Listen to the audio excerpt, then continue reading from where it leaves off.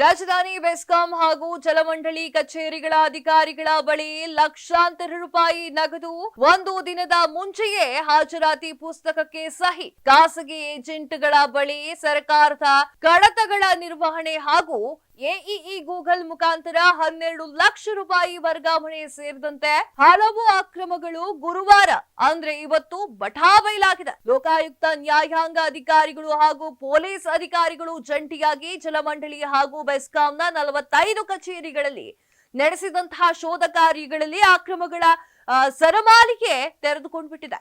ಅಧಿಕಾರಿಗಳ ಕರ್ತವ್ಯ ಲೋಪ, ಜೇಬಿನಲ್ಲಿ ಇಟ್ಟುಕೊಂಡಿದ್ದಂತಹ ಕಂತೆ ಹಣ, ಖಾಸಗಿ ವ್ಯಕ್ತಿಗಳ ದರ್ಬಾರ್ ಕಂಡು ಲೋಕ ಅಧಿಕಾರಿಗಳೇ ದಂಗಾಗ್ಬಿಟ್ಟಿದ್ದಾರೆ.